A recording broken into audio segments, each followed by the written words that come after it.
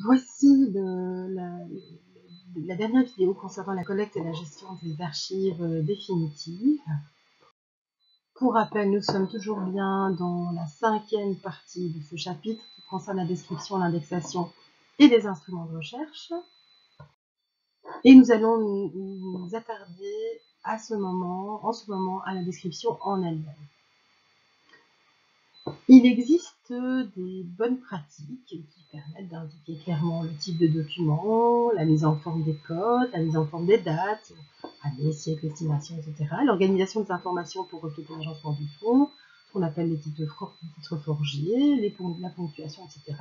En tout cas, on veillera toujours à la lisibilité des instruments de recherche qu'on produit. L'ISAG est une norme générale et internationale de description archivistique. Nous sommes donc bien en plein cœur de la description. L'ISAG va donner des lignes directrices à appliquer telles quelles ou à adapter pour une application dans chaque pays. Quelques petites informations sur l'ISAG. Elle émane du Conseil international des archives. Elle a déjà eu plusieurs mises à jour, plusieurs éditions. Elle permet surtout d'atteindre une complétude au niveau de la description, et ce pour la recherche, pour les échanges d'informations et en vue d'informatisation. Avec l'informatisation, les mêmes règles peuvent s'appliquer à tous, et donc il est plus facile pour les éditeurs de développer des logiciels de gestion d'archives.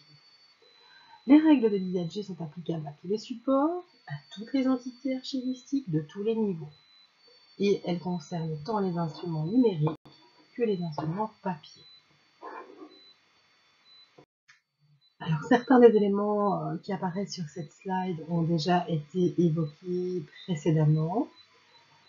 L'ISAG permet une description à plusieurs niveaux et on peut utiliser ces règles de description à plusieurs niveaux pour décrire le fond dans son ensemble, mais de la même façon, on peut aussi décrire toutes ces subdivisions. Dans ce cas-là, on va appliquer évidemment les règles relatives à la description à plusieurs niveaux. Les informations seront par conséquent adaptées au niveau de description. Par exemple, on ne fera pas l'histoire administrative de tout un ministère si le producteur de l'unité de description est un service ou une direction.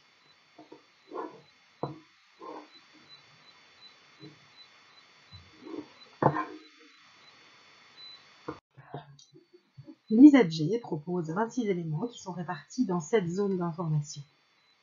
Dans la zone d'identification, on va retrouver les informations essentielles pour identifier l'unité de description. Dans la zone du contexte, on va retrouver les informations sur l'origine et la conservation de l'unité.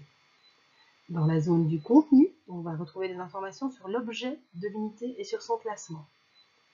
Dans la zone des conditions d'accès et d'utilisation, on va avoir des informations sur les possibilités d'accès à l'unité.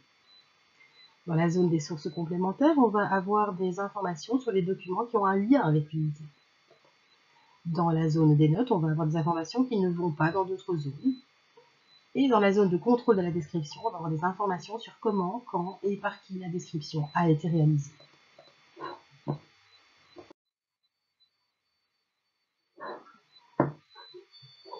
Le Conseil international des archives, dans la norme générale et internationale de description archivistique, reprend ces différents éléments.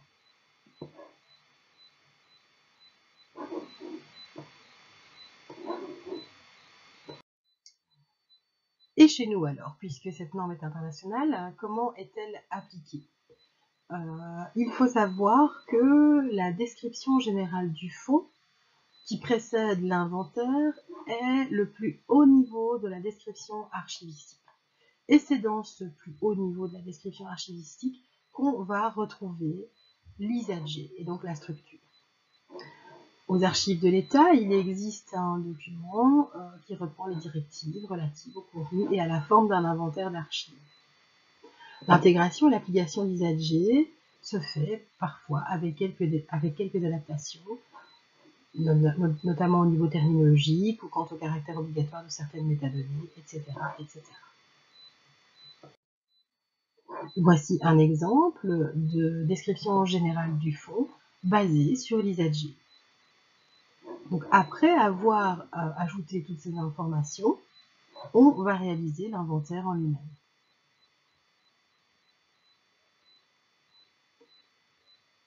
On peut constater différents éléments, l'identification, l'histoire du producteur et des archives, le contenu et la structure, la consultation et l'utilisation, les sources complémentaires, le contrôle de la description et les annexes.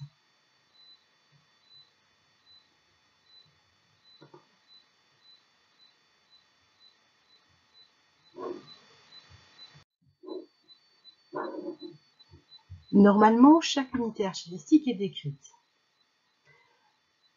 Dans les différents types de descriptions, on peut avoir une description simple ou une description composée.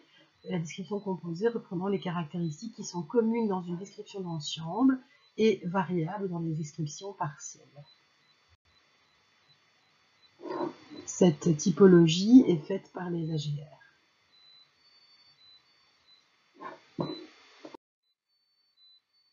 Autre type de description possible que proposent les AGR, la description analytique pour les volumes au contenu hétérogène ou la description témoin pour décrire une unité archivistique à sa place logique plutôt qu'à sa place physique.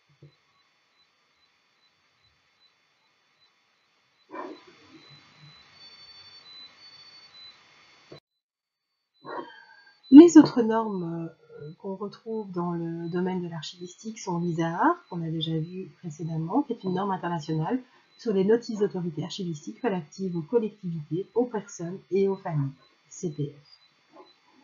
L'ISDF est une norme internationale pour la description des fonctions des producteurs d'archives.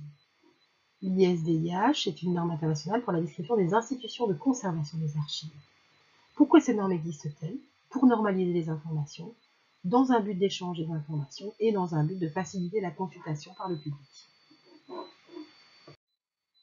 L'indexation en archivistique est un peu particulière puisqu'on indexe les notices descriptives, mais pas le contenu des documents. Ceci dit, il ne faut pas perdre de vue qu'avec les documents numériques, on peut prévoir une indexation full text et que concernant l'indexation manuelle ou automatisée, il faudra réfléchir à la qualité attendue par rapport aux besoins exprimés, ou en tout cas faire une réflexion en ce qui concerne les coûts et les bénéfices de cette indexation.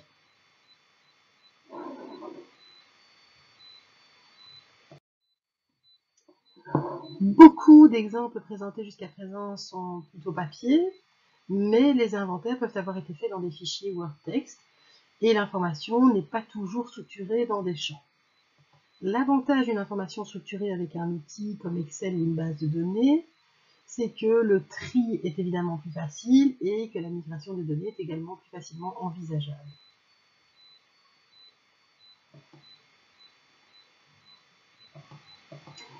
Alors initialement, ICA Atom c'est pour le Access to Memory, c'est une application web open source pour la gestion et la description du fonds d'archives.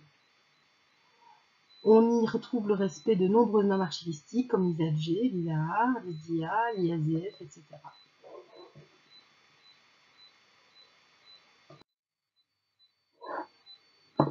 Et voici pour terminer une notice de description dans Atom. Ceci clôt ce 4e chapitre du cours d'archivistique.